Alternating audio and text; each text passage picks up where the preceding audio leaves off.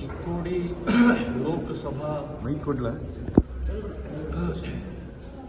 BJP ಸೋತಿಲ್ಲ, Narendra Modi ಸೋತಿಲ್ಲ, ಬಿಜೆಪಿಯ ಕಾರ್ಯಕರ್ತರು ಸೋತಿಲ್ಲ, ಹಿಂದೂಗಳು ಸೋತಿಲ್ಲ. ಸೋತಿದ್ದು ಅಣ್ಣಾ ಸಾಹೇಬ್ ಜೊಲ್ಲೆ ಮಾತ್ರ.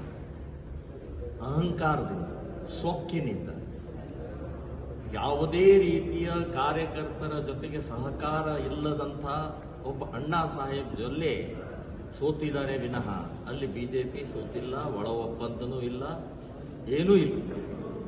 ಭ್ರಷ್ಟ ವ್ಯಕ್ತಿ, ಸೊಕ್ಕಿನ ವ್ಯಕ್ತಿ, ಏನೇನೂ ಮಾಡಲಾರದಂಥ ಕ್ಷೇತ್ರದಲ್ಲಿ ಏನೂ ಮಾಡಲಾರದಂಥ ವ್ಯಕ್ತಿ ಸೋತಿದ್ದಾರೆ ವಿನಃ ಬಿಜೆಪಿ ಸೋಲಕ್ಕೆ ಸಾಧ್ಯನೇ ಇಲ್ಲ ಅನ್ನುವಂಥದ್ದು ನಾನು ಹೇಳ್ತಾ ಇದ್ದೀನಿ. ಹಿಂದೂ ಕಾರ್ಯಕರ್ತರು ಯಾರು ಕೆಲಸ ಮಾಡಲಿಲ್ಲ. ಕಾರಣ ಏನು? ಈ ವ್ಯಕ್ತಿಯಿಂದನೇ. ಈ ವ್ಯಕ್ತಿ ತಮ್ಮ ಬ್ಯಾಂಕ್ಗಳನ್ನು ಬೆಳೆಸಿದ್ರು, ಬ್ಯಾಂಕ್ ಬ್ಯಾಲೆನ್ಸ್ ಅನ್ನು ಬೆಳೆಸ್ತಾ ಹೋದ್ರು, ಪೆಟ್ರೋಲ್ ಬಂಕ್ಗಳನ್ನು ಬೆಳೆಸಿದ್ರು, ಜಾಗಗಳನ್ನು ಬೆಳೆಸ್ತಾ ಹೋದ್ರು ವಿನಃ ಕಾರ್ಯಕರ್ತರ ಕಷ್ಟ ಸುಖ, ಕ್ಷೇತ್ರದ ಅಭಿವೃದ್ಧಿ ಅನ್ನುವಂಥದ್ದು ಏನು ಮಾಡಿ. ಅದಕ್ಕೆ ಕಾರ್ಯಕರ್ತರು ಬೇಜಾರಾದರು, ವೋಟರ್ಸ್ಗೂ ಬೇಜಾರಾಗಿರು.